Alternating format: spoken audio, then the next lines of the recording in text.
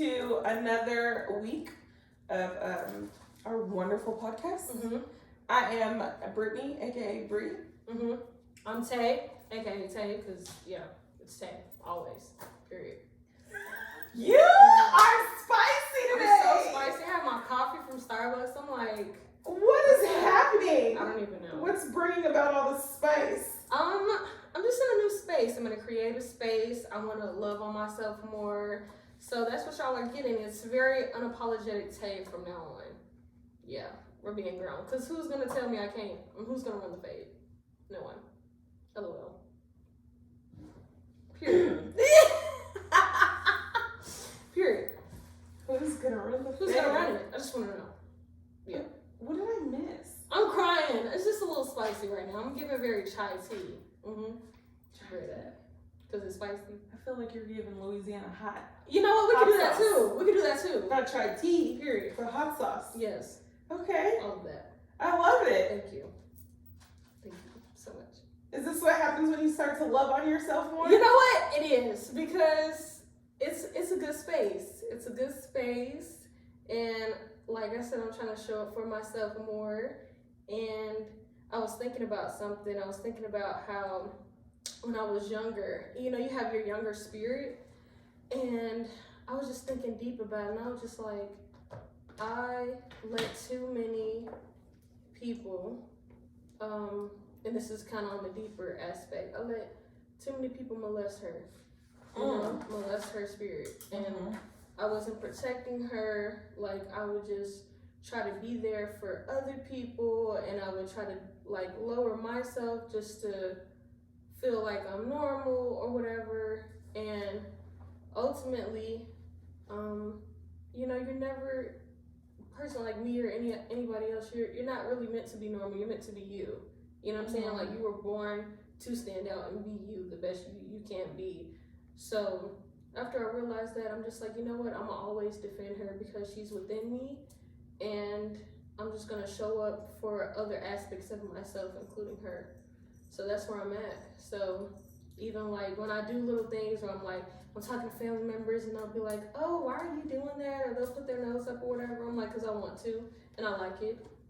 And that's what it is.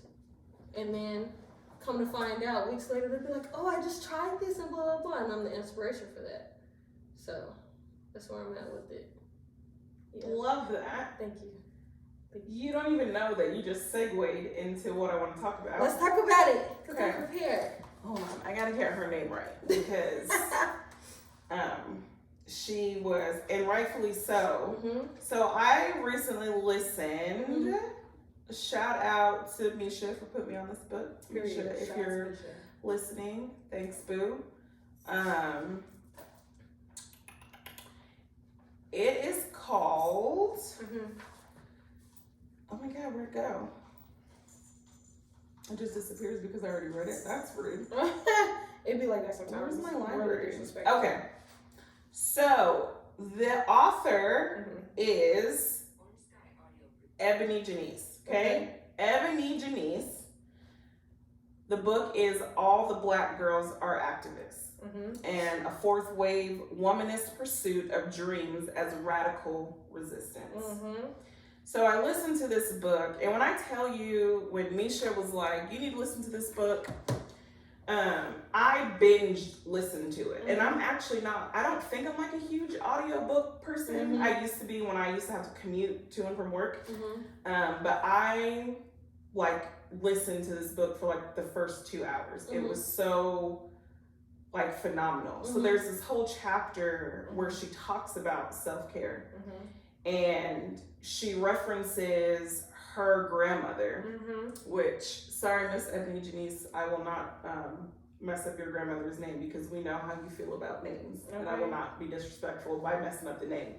Listen to the book. So, there is a section, a whole chapter dedicated to self-care, and Ebony Janice's grandmother, she describes her as like being very quiet woman. She never said a whole lot. She said like oftentimes she would find her grandmother just like sitting up rocking back and forth like in her chair or like humming to herself and all that. And she said what her grandmother taught her was self-care. And so she said her grandma would get up early, but then like at a certain time, it didn't matter what was going on, her grandmother went to bed. And that was because that was her quiet time. That's her peace. And I think a lot of times we I don't want to say misconstrue, but I think that we limit self-care to like, oh, I'm going to get my lashes done. I'm going to get a pedicure. I'm going to get a manicure, whatever the case is. But true self-care is like taking care of your soul. And so when you talked about how you're going to protect that little girl in you, because basically you allowed people to take advantage of her for so long, that is true self-care. Like allowing yourself to be vulnerable with yourself, be alone with yourself, and have those hard conversations. So that was just one like aspect of that book. And there was something very powerful in her saying that, because I know that I would get up early. Like people, why do you get up so early? Like I don't just get up early to work out, but like I get up early a lot of times because that's the only quiet time I'll have throughout the day. And that's the time that you get to like just be alone. The house is quiet, nobody's asking you for anything, your phone's not going off. So yeah, that's what self-care looks like to me. It's just like really taking care of your soul and your spirit and making sure that like you are in a space where you are maintaining your peace.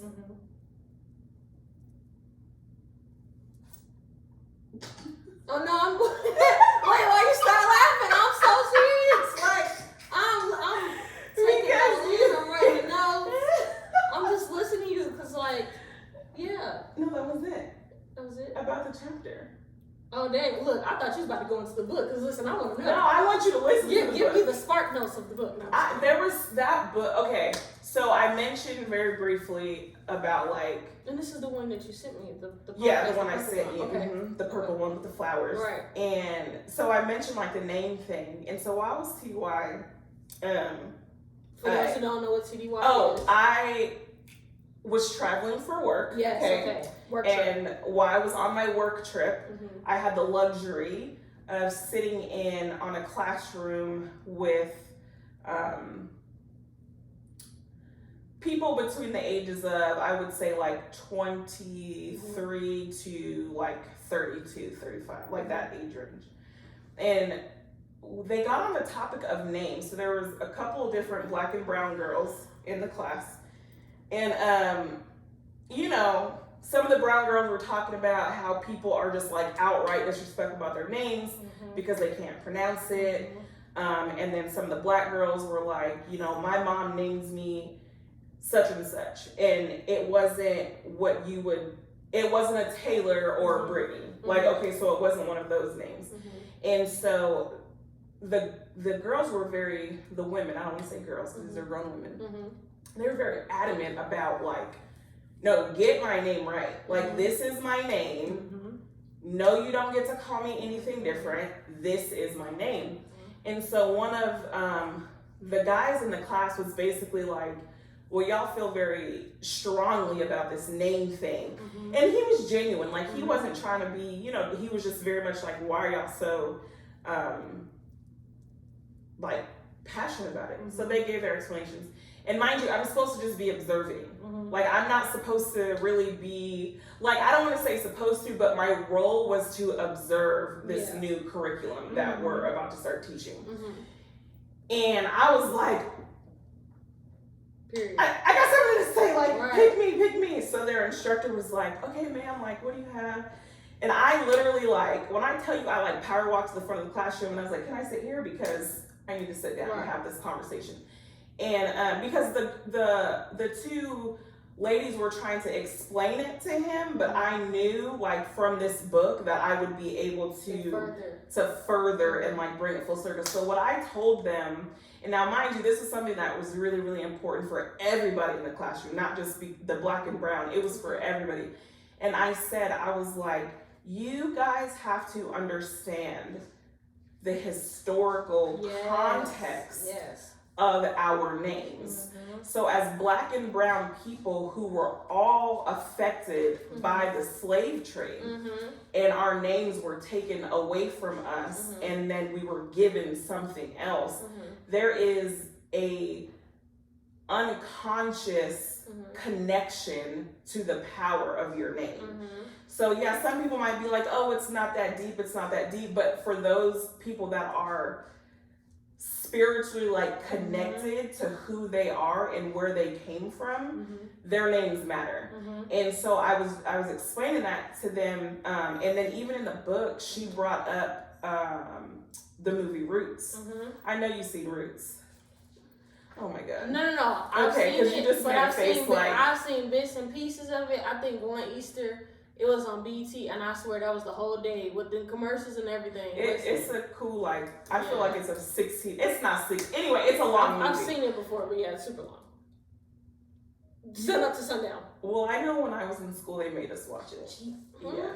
That's So, deep, I also know I'm older than you. No, my mom made me watch it, so whatever, listen, because like I told you, in spirit, I'm pushing 50, so if I ain't get it on the outside, I got it at home. Okay. Sure, yeah. So that scene where Toby was getting beat because he kept saying, well, Kunta, not Toby, but Kunta was getting beat, and the guy was just like, your name's Toby, and he was like, Kunta Kinte, like repeatedly just saying his name over and over, and that was because he was holding on to who he was. And they were trying to take that away from him. And so after like I broke it down to the classroom, like the guy who was pretty much like, it's not that deep, was like, oh, I get it now. And so like this book, which I never even thought it was gonna prepare me for this work trip for that time. So thank you, Miss Ebony Janice, again. Y'all tag Miss Ebony Janice. Please tag her. If you just, maybe I'll tag her when be like, hey ma'am. Anyway, so like just listening to that and understanding like our name, it means so much. And I wish that more people understood. Like, and this is not like, oh, we're not trying to like keep racism alive or anything like that. This is about historically, and that's the context of it, who you are, like where you came from, because we all came from somewhere. And at any moment, if you want to say that doesn't matter, it does matter. Yes, it does. Because I'm sorry, but like God created me as a black woman for a purpose. So why am I going to pretend like my blackness isn't important or my blackness doesn't matter? He made me black. Period. There's black and, well, I only think ain't nobody described in the Bible white. Kind of think of it. Like when you think of how people, but you got to think too about like historically, like where it was in the Middle East. So like there were no like white people in the Bible. I'm trying to clean that up because I'm like, wait a minute. We all come from, yeah, you know what I mean? And so like what I have learned is like it does matter and understanding like where you came from and all that, because like people that want to walk around like, oh, it doesn't matter where I came from, it does, because generational trauma comes from somewhere. Generational curses come from somewhere. And so if you just completely ignore your lineage or completely ignore like who you are, where your family came from, how are you supposed to do anything different if you want to pretend like something doesn't exist and it does? So, you know, it's crazy that you say that. Why did I just close this? Like I wasn't finna use this. Like that was so dramatic. Okay, let's get back. It is so crazy that you just It's no for real, because I had to get myself together. Okay, I'm ready. It's so crazy that you mentioned this, because I was having a talk with one of my good girlfriends about names. Like literally this week. Like, what's today? Sunday. Friday. We were talking about that. So, and I'm gonna tie everything into, obviously. The word that kept coming to mind when you were talking was identity. And then like just, you know what I'm saying, just like using my little graph. And I came up with tribal, self-care, and then name. So I'm gonna start with the name first. What my friend and I were talking about was she wants to change her name because her dad is, long story short, like manipulative and all the other stuff, and he uses her name as a way of reminding her, like, you belong to me, which is so crazy that you bring up even the slave stuff, because like I think us as Black people, a lot of our traditions and stuff like that now, not necessarily traditions, but like how we do things, as far as like sometimes like whipping kids and stuff like that, like I feel like that derives from like the condition of slavery. So she was like, you know what, I want to change. She's like, I want to change my name because he and everyone else in my family is so used to who I was then, and who I was then belonged to, that name. And that's just not even who I am. That's not what I feel. I'm not proud of that. Like, I want to walk in my like existence now.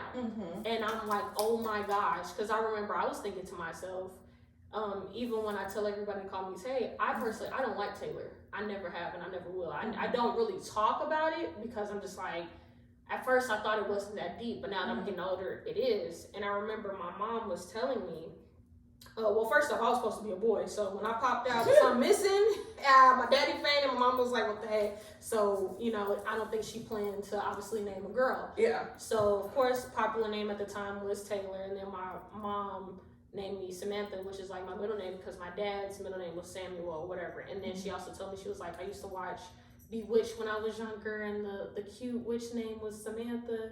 And I've always felt connected to that because I felt like it was with purpose, and I feel like Taylor wasn't, so I just tell people to call me Tay. But anyway, I say that to say, I feel like, I was talking to her, I was like, I feel like when you get older, like more people should change their name, because what your parents named you sometimes isn't like who you are. And I remember my mom specifically told me, I named you Taylor Samantha so nobody would judge you when you're trying to get a job. No, she talked about that too. Yes. I lost my pen. No, it's right here. Okay, I got it. Oh.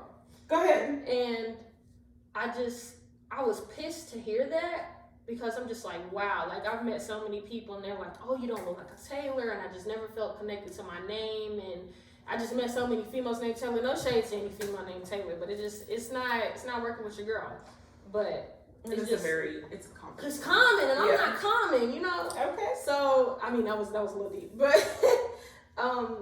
with that, I think to segue into self-care, when you start learning yourself and knowing who you are as a person, and knowing your identity, like what defines you, not like the social aspect, but like you, internal, outside, like embracing that. I feel like that's the true beauty, and you learn yourself. And then to segue into tribal, I feel like as a people, regardless of what your ethnicity is, I feel like we all came up with like family. Like we've all, even if you didn't have the proper family, you crave family, you crave like tribal, you crave that, because I feel like, you know, just like historically, that's how we all came up. And now we're in such a like individualistic culture where it's like, boom, I need to do for me, and I don't really need people and stuff like that, because you do, because you crave it and you yearn for it.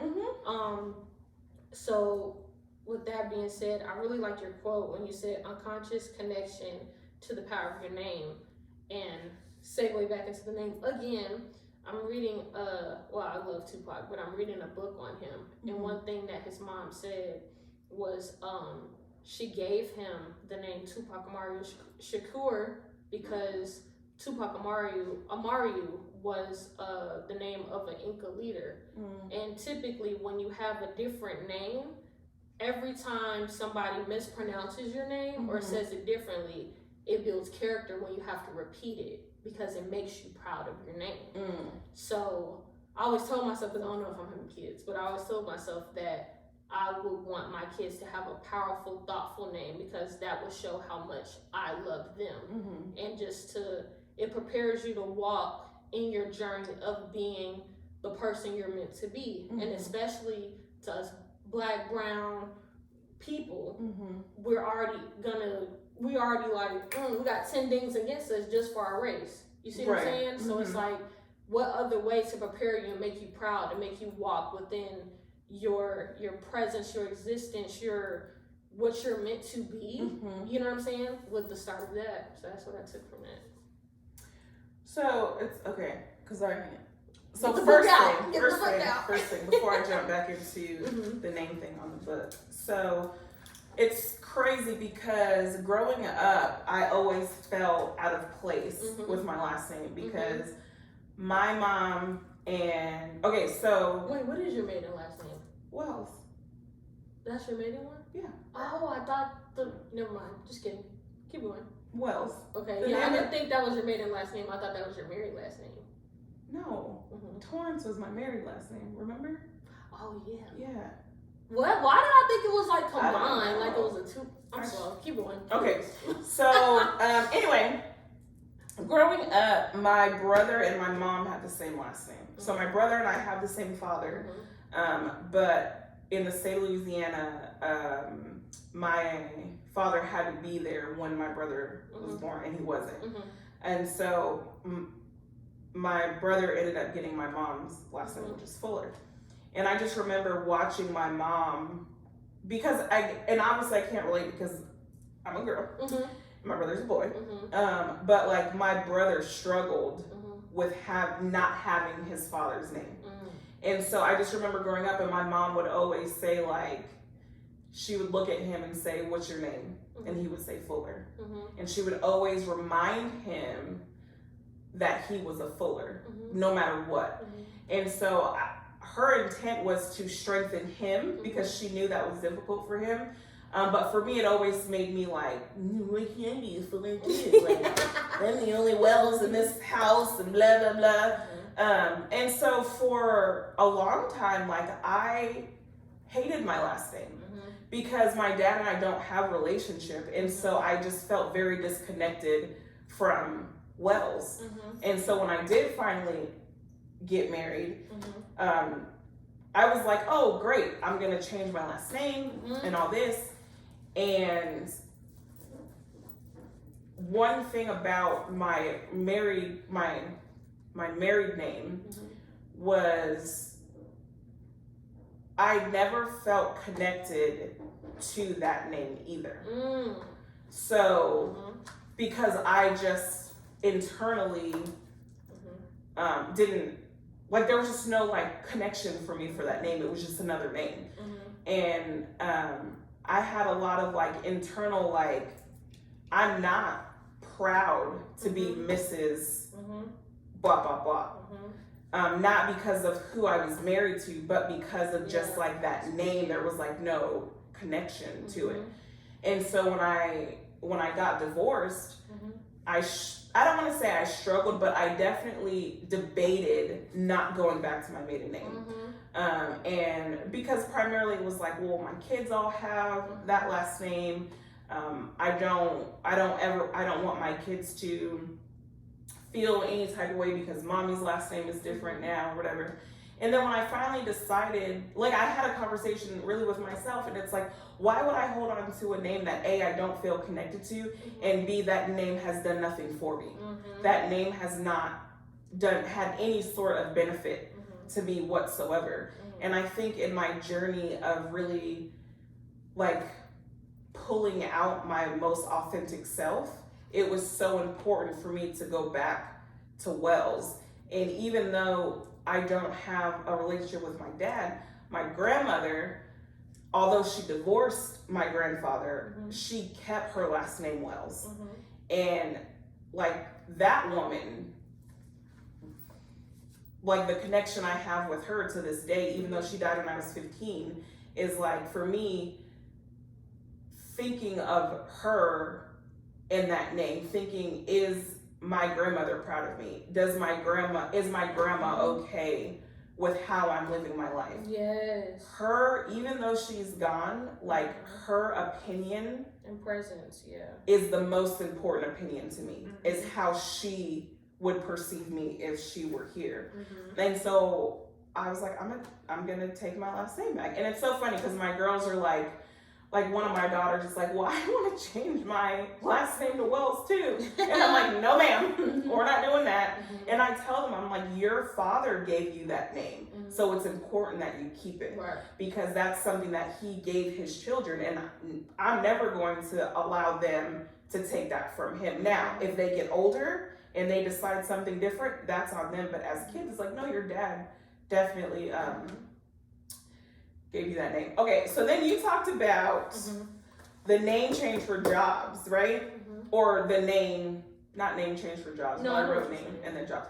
So Miss Ebony Janice talked about this. And the reason I keep saying Miss Ebony Janice is because she is clear. Yeah. Her name is Ebony Janice. I love that. Not Ebony, not EJ. Her name is Ebony Janice, and that is what you will call her. So when she talked about that, she brought up how Black parents, we do that. Or say your name is like, I don't know, Zanique Ashley Jones. You will go by Ashley and not Zanique because Ashley will put you in, will make you more digestible for society. And I don't want to be digested at all. Like, yeah, and my mom will tell you, like, I named you Brittany Danielle because I wanted to set you up for success. Exactly. And I think for my mom's generation, I get it. Yep. But now it's like, if white people can name their kids shit like Apple and Rocket. Yeah. And somebody on TikTok named her kid like, I don't know, Rihanna's baby's name is Riot. I love you, Riri, but Riot? I love it though, it's powerful. Okay, that's not the point. No, yeah. But you see what I'm saying? The moral of the story is, if white people can name their kids Apple and Violet and Lemon Juice, then we should be allowed to name our kids type Javius or Lamarcus. I love it. Whatever. I don't love Lamar. No shade to Lamar. But you know what I'm saying? Like, we should have, and I think that a lot of parents do that. Parents of color do that because they are wanting to teach their kids the importance of standing out and teaching them, like, you can be a Black or brown person in America with a Black or brown and ethnic or cultural type name, culture field type name. What am I trying to say? No, you're there. Okay, thank you. You can do that and still be successful. Like, you don't need to be a Brittany or a Jennifer or a Taylor. Right. Like, you can be an Ebony Janice. Heavy on it. And succeed. And like, so my kids have very, what I would consider like traditional names. But I gave them first of all, I gave them the names because I don't care what nobody say. The Holy Spirit told me to name all my kids what I named them. And so I obliged and did what I felt like God was telling me to do. However, I love the fact that my kids have traditional names because I personally like traditional names. Yeah. And I think names like Hannah and Savannah and Isaiah are equally as powerful. And it's just a matter of like teaching your kids how powerful their names are. So, and then you also brought up, like whooping your kids. Yeah. So she touched on that too. And because it comes from like a slave mindset. Yeah. Because not having patience. And not having patience. So the scripture that's like, spare the rod, spoil the child. Like, can we break down like the context of that? And are we actually talking about beating our children?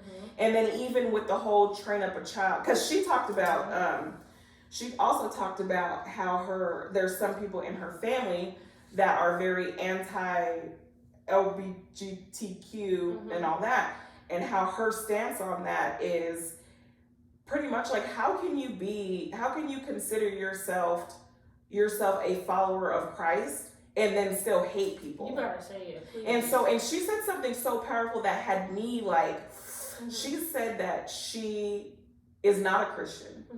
She believes in Christ. She believes in God. She believes in all that, but she does not consider herself a Christian. Yes. And then I thought to myself, where in the Bible are we even referenced as Christians?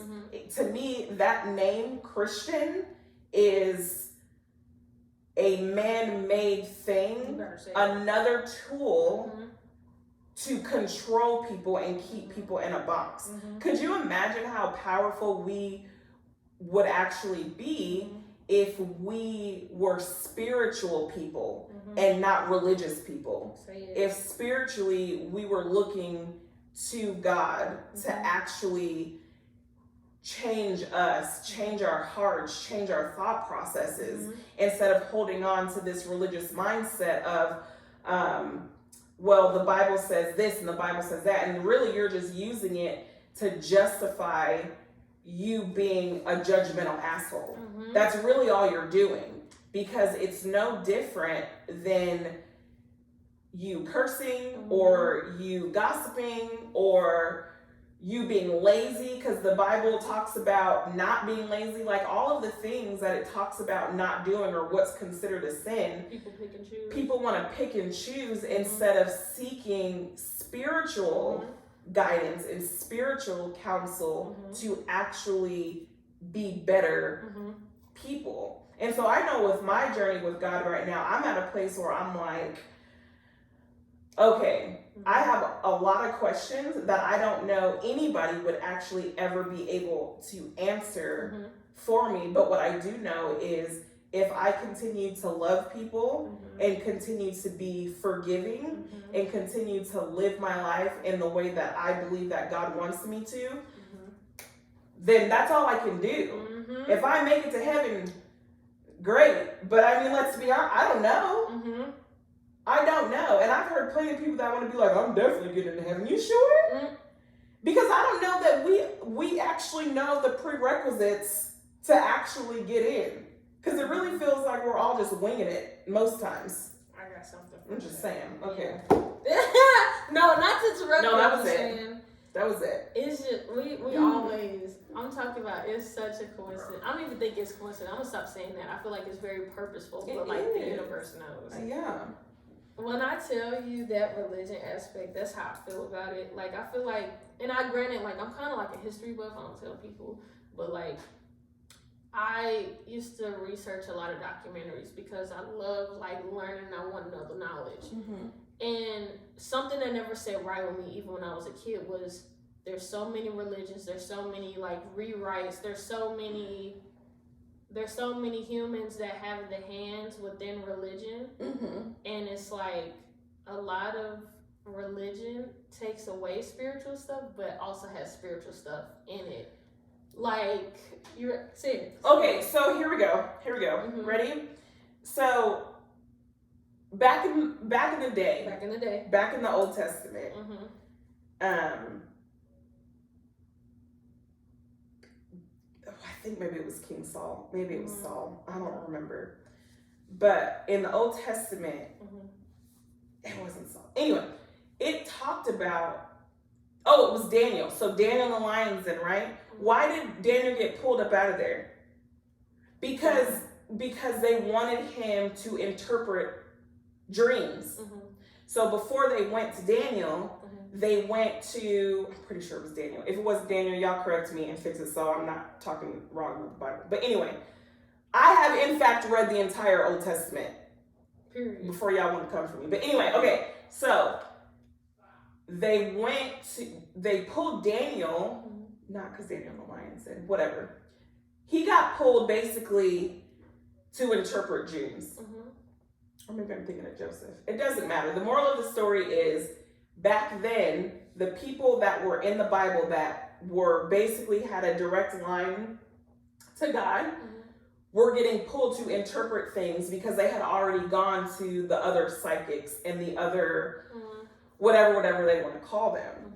And so to me, it's like, what is the difference between now? Because we teach now that it's witchcraft.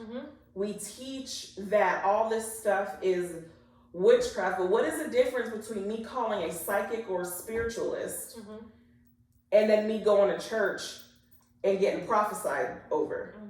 Because most of them be prophesying anyway. I'm crying, not prophesying.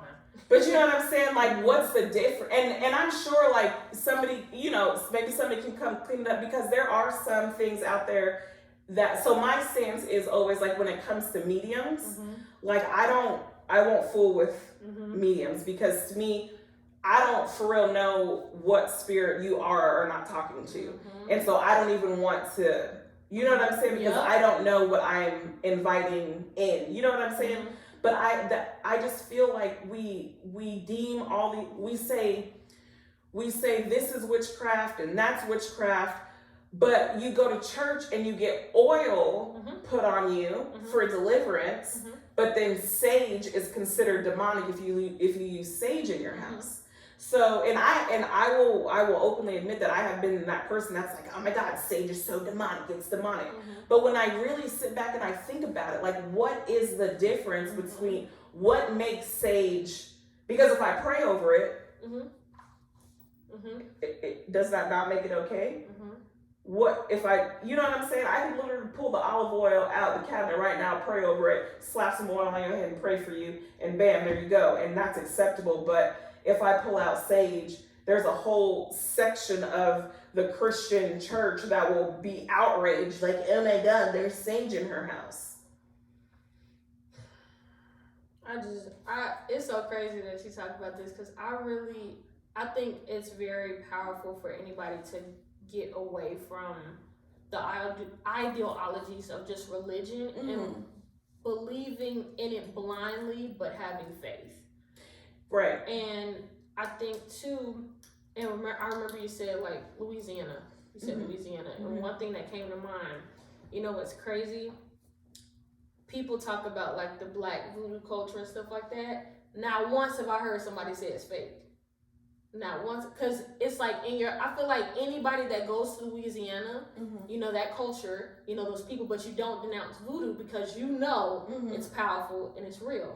So why is it that people don't necessarily denounce that part of culture or religion or whatever you want to call it, but then if anybody does, like you said, sage, or is really into, like, the spiritual, oh, that's a problem. But those are the same similar aspects. And there's so many similarities within different religions and spiritualism and stuff like that. And I just feel like ultimately everybody needs to go outside and touch some damn grass. Like, touch some grass. Like, because it's like, the crazy part is people sit over here and just religion, but you never ask yourself, why do I believe in this? Because you grew up in it, you were taught it, and that was your tradition, and you don't want to go away from your family, and somebody convinced you good enough in today's modern day marketing that applies to you. But ultimately, also, this is what I never, and I'm not trying to come at nobody that's religious, but let me tell you something, as far as especially black and brown people, and this is the question I have.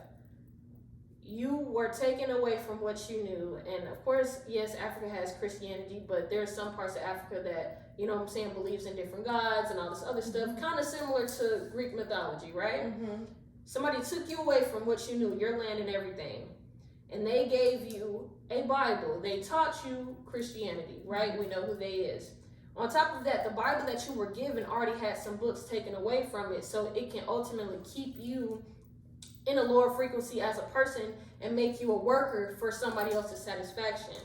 And then years later, it becomes somehow a part of capitalism, because now what used to be given to the tithes and the Lord's money, blah, blah, you got people like Joel Osteen, you got people like T.D. Jakes and mega churches, you see what I'm saying, with the jets, with all of this, writing books on the Lord, blah, blah, but can't even open their churches when a hurricane happens. You made me forget what I was going to write down. I'm sorry. She said, okay.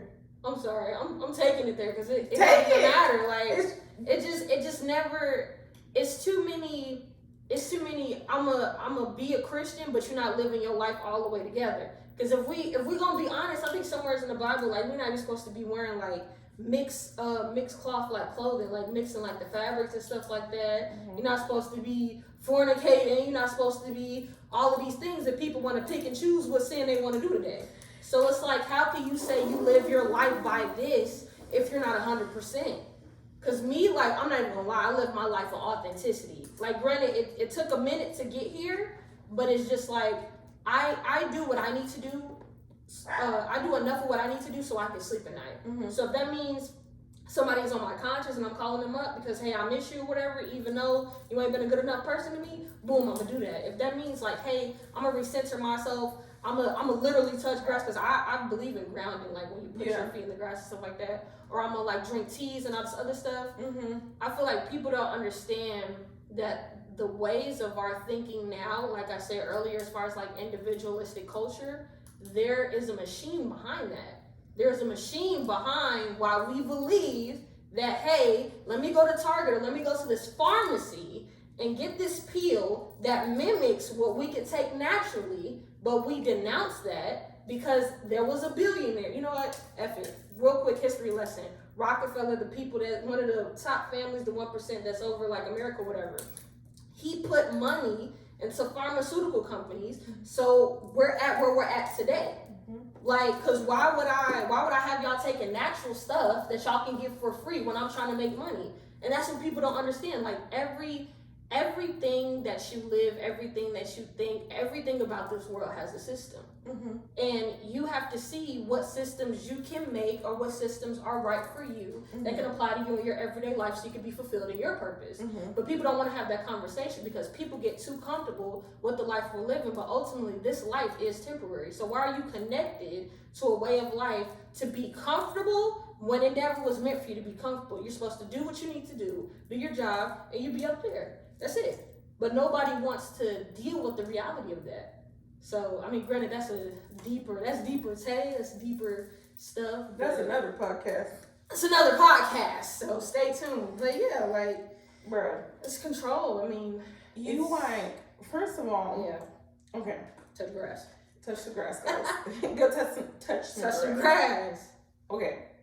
When I tell you, the Bible has been used as a weapon.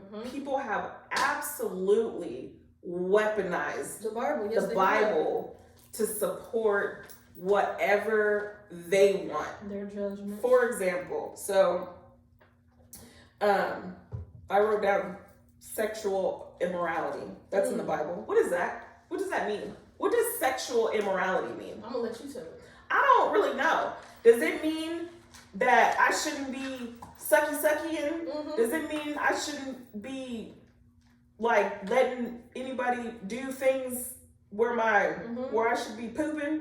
Like, what does it mean exactly? Because here's my thing with that and how people have used the Bible as a weapon. You will preach and condemn and damn people to hell for being in a same-sex relationship. But you getting head, we might have to edit that out. I'm crying. You getting pumped in the ass, or you pumping somebody in the ass. Are you creating kids out of wedlock? You creating kids out of wedlock. You are using your sexual power as a man, as a tool to control a woman. All of that is acceptable. And vice versa. Women. And women do the same thing, and vice versa. That's acceptable, because this is the thing that I feel like the church never wants to talk about. It's so good to focus on what is considered a visible sin, right? Because I see it right in front of me. So it's a problem because I see it and it makes me uncomfortable. But you going home every single night watching porn, and that's okay. Or you're jacking off every night, and that's okay. So to me, I just feel like, again, to go to what you're saying, we have got to stop weaponizing the Bible. And it's crazy you brought up the books being taken out, because I saw somebody talking about 2 books of the Bible that were taken out that she read, and I have been trying to find one of them specifically, and I haven't been able to find it yet. No one is Enoch. So yeah, Enoch, and Enoch is lit. No, and literally. people, bro. If you for real read the Old Testament, and I'm telling you, I read it from start to finish. You read the Old Testament, and you look like it's like almost the life that we're living right now, like the world right now, because of all of the shenanigans or whatever that were going on back then. And so I guess like just for me, like those books that are missing, I think will give you a deeper, like the girl that I saw talking about it said it gave her a deeper understanding of it. And to me, that's why I feel like people use the Bible as a weapon, people use religion as a weapon, because could you imagine if that's what I was gonna say. If we got away from religion and really focused on the spiritual aspect, we wouldn't be hooked on pharmaceuticals. We wouldn't be, you know what I'm saying, doing all this. And I know for me, I lived, and I really feel like going through my divorce and going through all the stuff I went through, like with my ex's family and everything, like specifically like his mother, what I realized when God like just completely took me to my rock bottom, and when I'm just like completely exposed, one thing that I was strongly convicted of was, Brittany, who are you on the prayer team for? Why are you going to church all the time? Are you doing it for me, God, or are you doing it because you're trying to please these people because you're so broken, you so desperately want this close mother-daughter relationship because you don't have it with your mom, and instead of you healing and repairing that relationship with your mom, you trying to replace her, making yourself crazy by trying to appease people that never wanted nothing to do with you in the first place. Yep. And that was a hard conversation that I had to have with myself, and then looking at God like, oh, well, dang, have I been doing all this in vain because I have been more concerned about being included into this earthly family? And now that this earthly family is no longer mine and I'm sitting here exposed, now I'm in a position to actually rebuild and rebuild the way that God wants me and not the way that when I tell you, it has been so powerful to not have these outside influences like feeding me how I should act, how I should dress, how I should talk, what I need to be doing, how I should be raising my kids.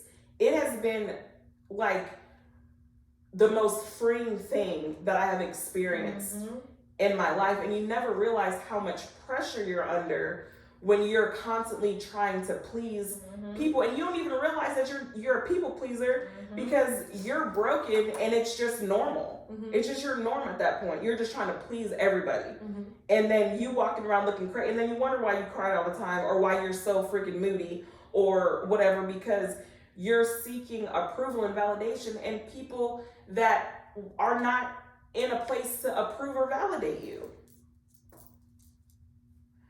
How much time are we at? I'm grinding. 49 minutes. Okay.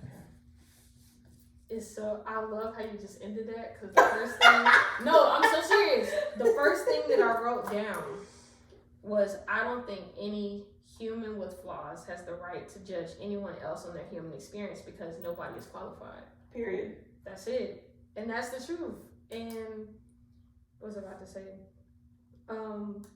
And then another thing that I took from what you said, trying to constantly ask to sit at a table that wasn't meant for you, that doesn't nurture you, and keeps you distracted and comfortable at your lower frequency. That's what I took from that as well. And I'm that freaking always wanting to sit at the table, because I don't know if you remember, before a minute for years, and it just started like dying down.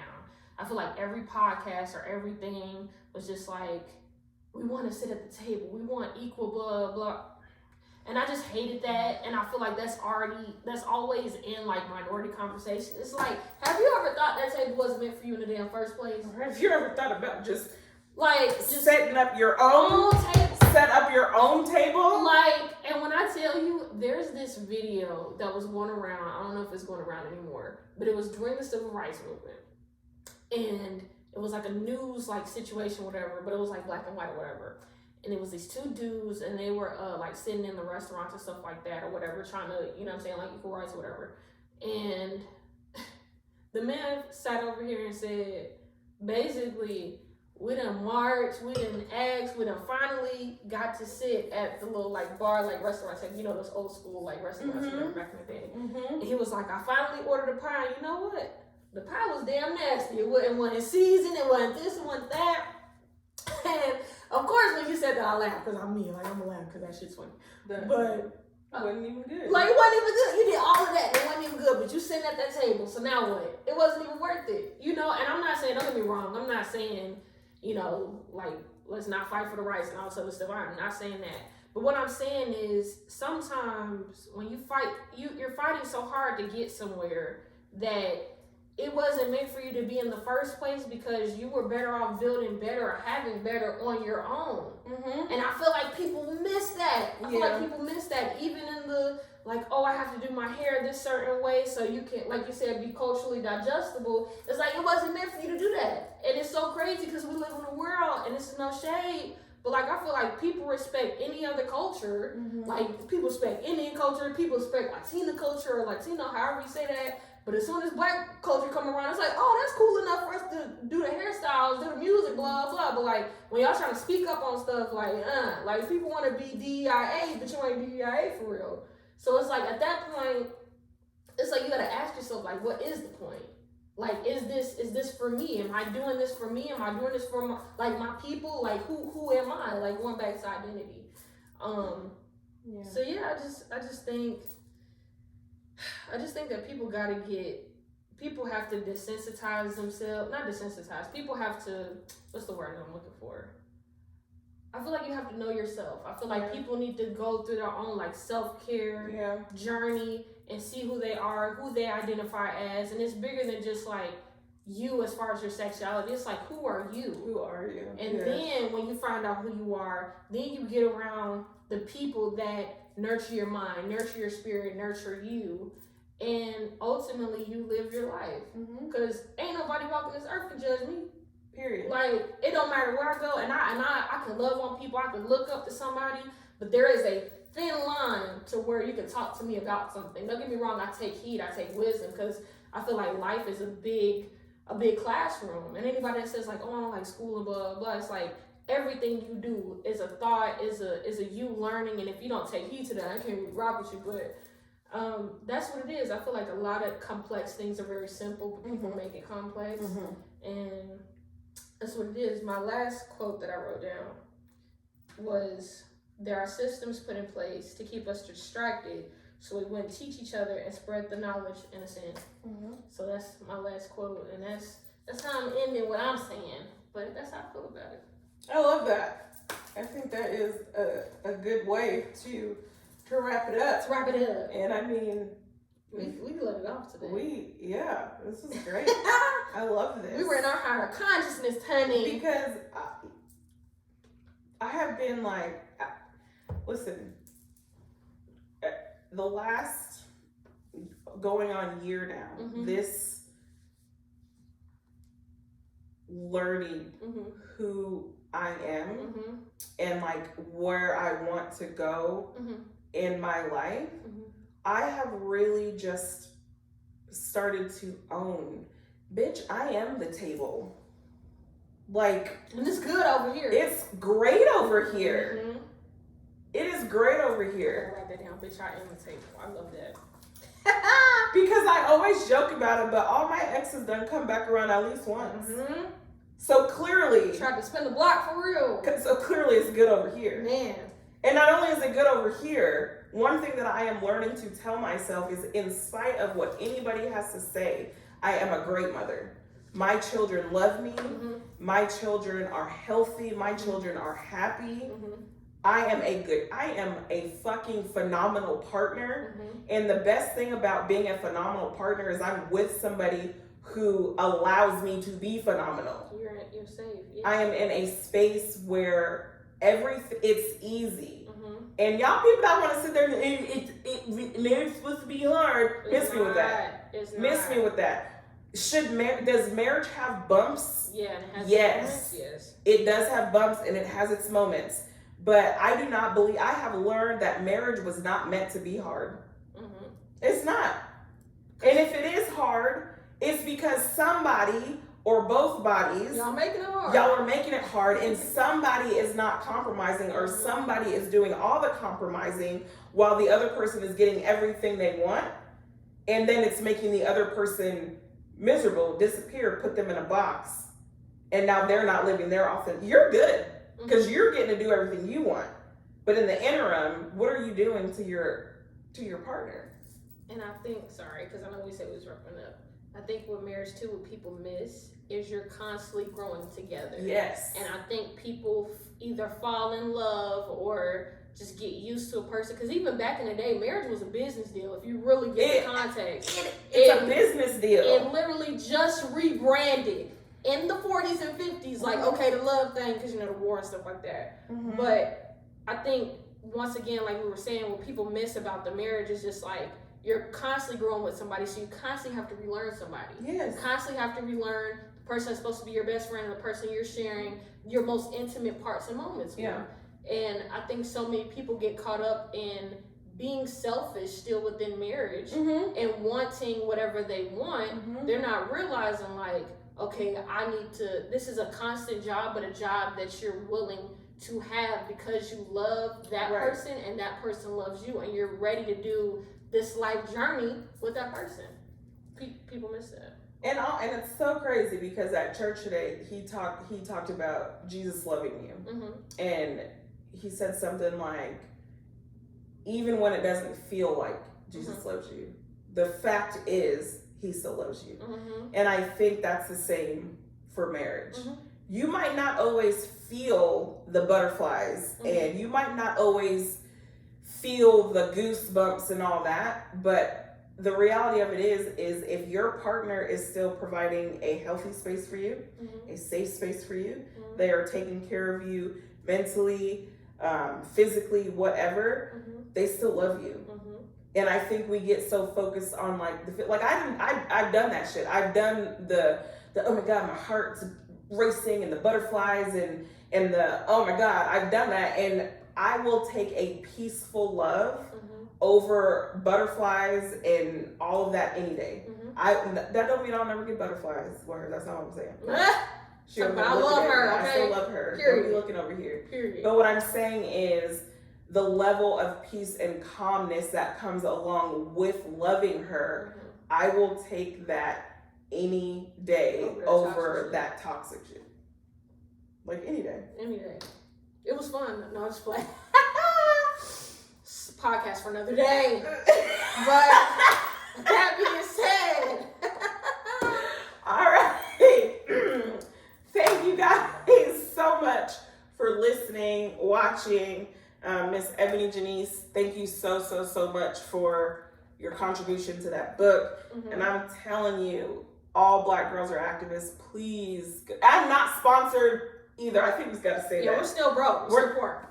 Yeah, we are. I'm just putting it out there because we need to just trying to get the money. Somebody break us off.